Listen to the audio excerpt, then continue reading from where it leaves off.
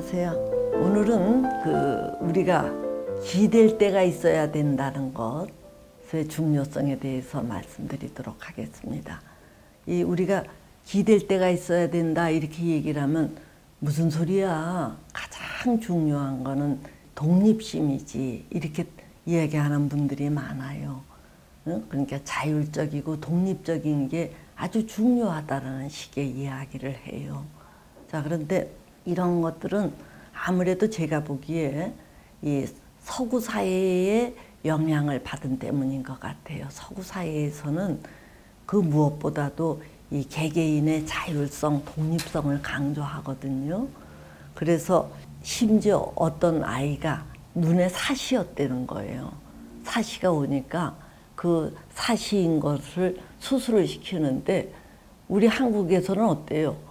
자, 이게 우리 아들의 이 사시인 것을 지금 수술하는 게 좋은지 아니면 조금 커서 수술하는 게 좋은지 이런 것들을 중심으로 이 전문가와 상의를 하고 부모가 결정을 하지요. 그런데 이 서구 사회에서는 이제 아이가 사시인 게 딱 나오니까 그 아버지가 아들을 앉혀놓고 쭉 설명을 하는 거예요. 자, 네 지금 사시가 이러이러한데 지금 수술을 하면 이러이러한 좋은 점이 있고 이러이러한 점이 있다. 또 해로운 점이 조금 네가 뒤늦게 수술할 수도 있다. 이런 거는 이렇다 이렇다. 이렇게까지 하는 거예요. 그러니까 제가 이게 뭐지? 이 어린아이가 무슨 사고 판단을 할 수 있다고 아버지가 그렇게 그 아이에게 소상하게 사시인 거에 대해서 얘기를 하느냐는 얘기예요. 그래서 갸우뚱했더니 그러냐? 네 생각은 그러냐?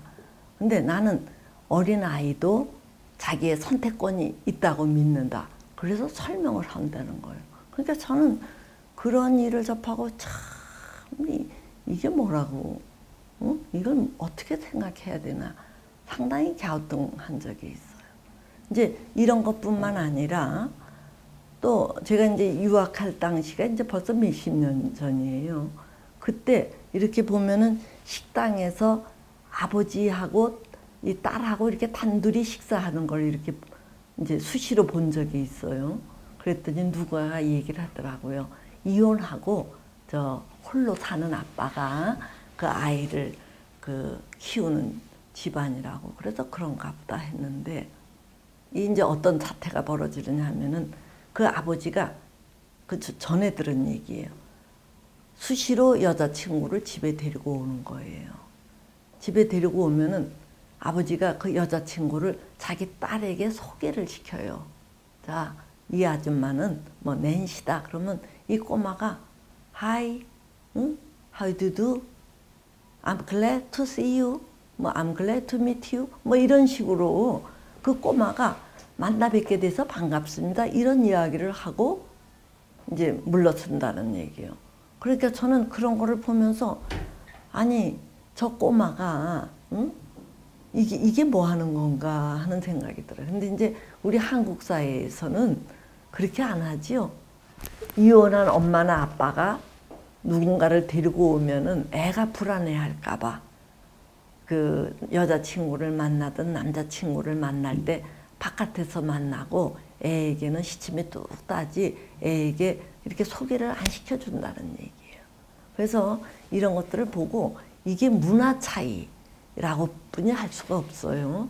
이제 그래서 우리 한국에서는 이제 그런 거는 어른들이 알아서 결정해 주는 거지 애들에게 일일이 다 소개시켜 주는 게 아니라고 이렇게 여겨요. 그리고 우리는 사람인이라는 것도 서로다가 이렇게 기대서 사람인자가 기대서 사는 게 사람이다. 이럴 정도로 우리는 어디인가 기댈 때가 있어야 된다라는 것을 굉장히 강조를 해요. 자, 그래서 아이들이 학교에 갈 때도 서양에서는 야, 가서 아주 스마트한 질문을 선생님께 해라. 응? 그래서 네 의견을 피력하라 그러는데 우리는 아이들에게 그렇게 부탁하는 게 아니라 자, 가서 선생님 말씀 잘 들어. 응? 또 친구들하고 싸우지 마라. 이런 거를 부탁해요. 이 이야기는 도드라지게 중불나게 너를 내세우기보다는 잘 어울러져라. 그렇지 않으면 사는 게 고달프다. 이제 이런 입장이에요.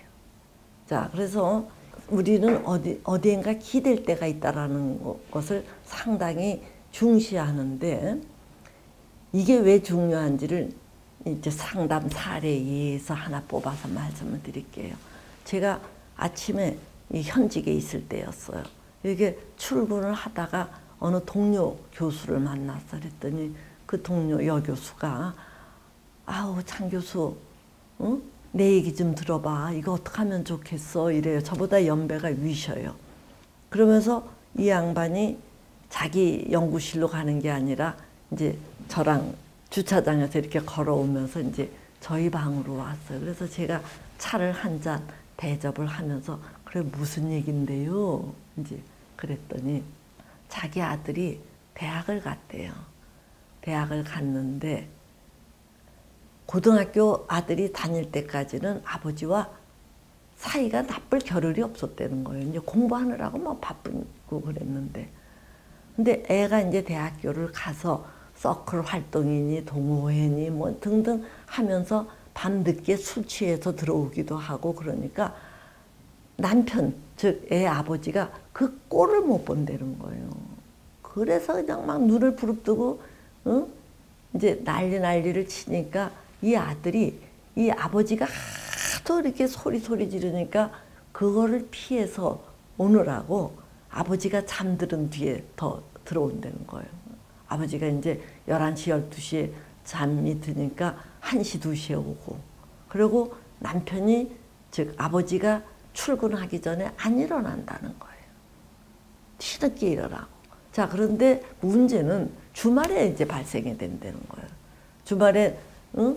아버지가 출근을 안 하니까 이제 이렇게 어쩔 수 없이 마주치는데 그럴 때마다 자기 남편이 아들 트집을 잡아갖고서 참 집안이 시끄럽다는 얘기예요. 그래서 우리 남편이 그러던 사람이 아니었는데 왜 이러는지 자기가 아무리 말려도 듣지도 않고 환장하겠다래요.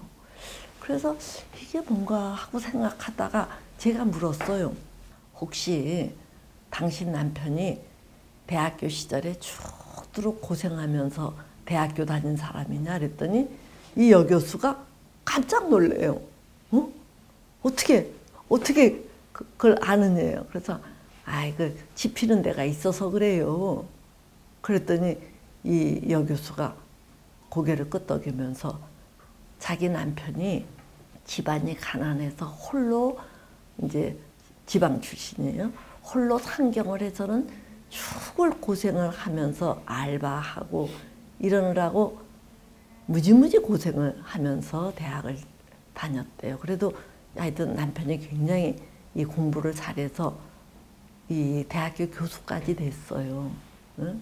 그리고 또 이 부인을 만나서 사는데 이 부인도 자기 남편이 그럴 줄을 몰랐는데 그동안 뭐 열심히 성실하게 잘 살았는데 아들이 이제 대학교 들어가면서 상당히 응? 노는 꼴을 볼 때마다 이 남편이 소리 지르고 그러는 거예요. 그래서 제가 그랬죠. 그거는요. 자기가 누리지 못한 것을 아들이 누리는 거에 응? 배가 아파서 그럴 거예요. 그랬더니 이 부인이 또 한 번 놀라면서 설마 아버지인데 그럴 수 있느냐 그거예요. 그래서 제가 그래 껍데기로서는 아버지다. 그런데 내면으로다가는 응? 자기는 그 나이 때에 죽도록 고생하고 누리지 못했는데 너는 응? 대학교 들어가서 나처럼 고생하는 게 아니라 팔자 좋게 술 마시고 동호회 활동하고 너무 배가 아프다. 그러니까 이거를 명확하게 자각을 하면 그걸 스톱할 수 있지만 자기도 모르게 그런 것들이 번져 나오니까 응?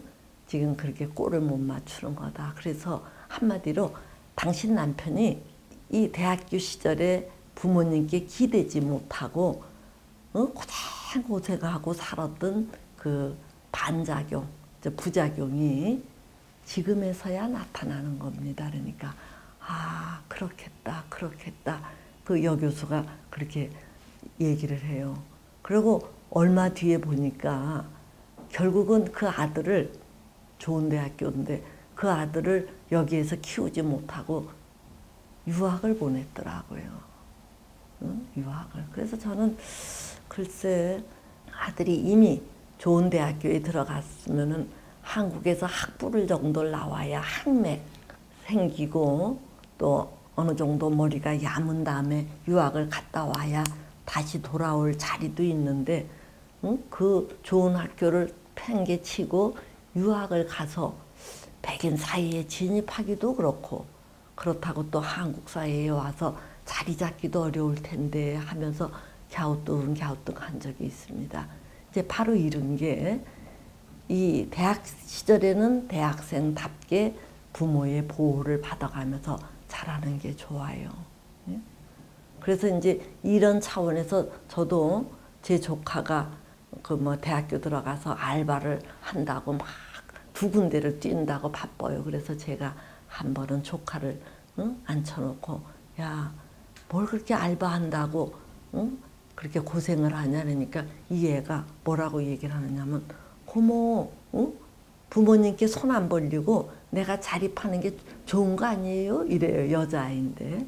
그래서 그래 자립하는 것도 좋지. 그러나 대학교 시절에 참 자유롭게 이것저것 경험하는 것도 그것도 참 소중한 경험이지. 그러니까 네가 네 용돈 정도는 벌어서 쓰고 싶으면은 하나만 해라.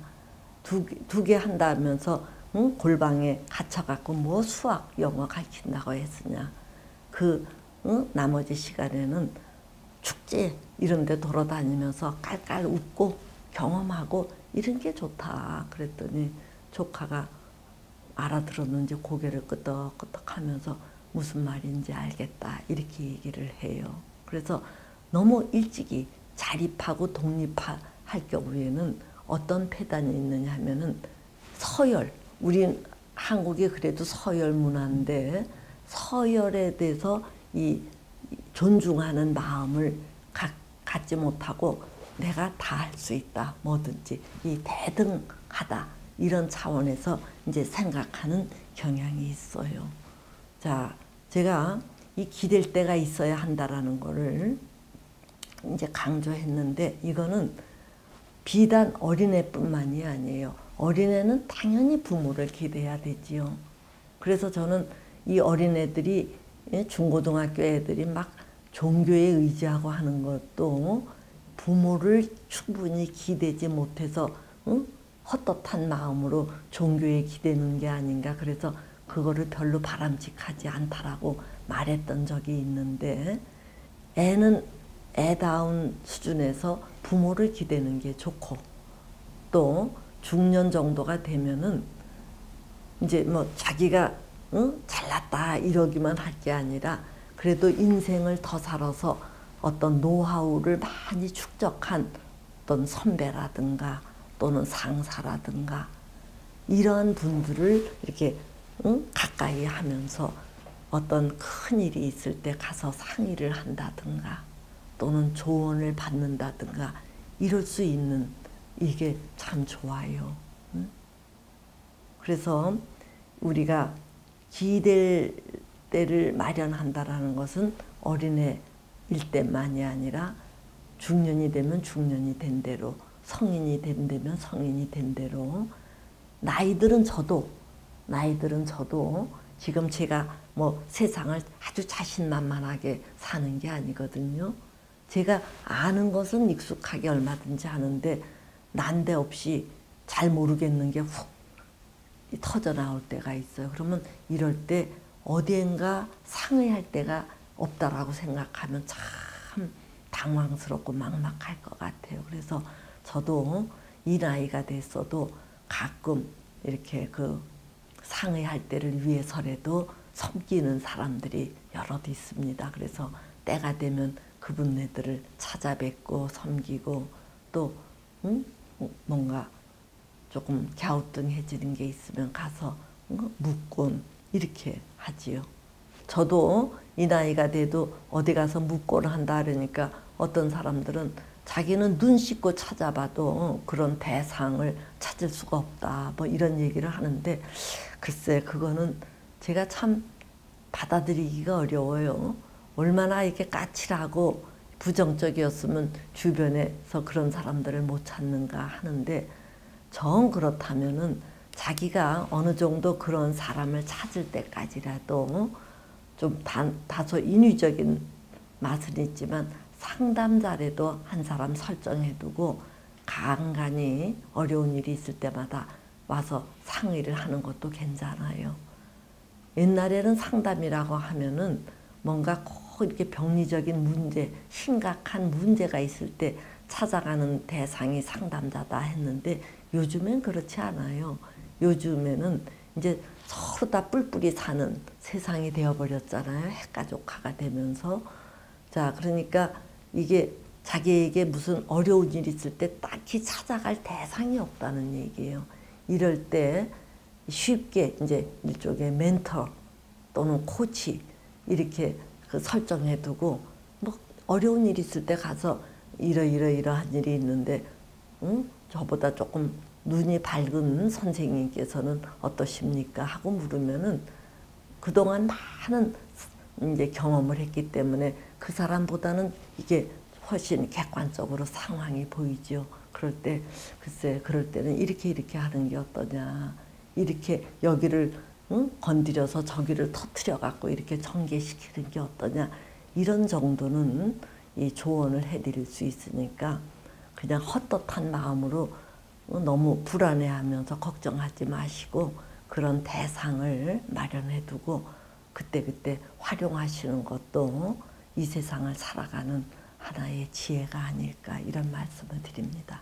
예, 오늘은 여기까지 하지요.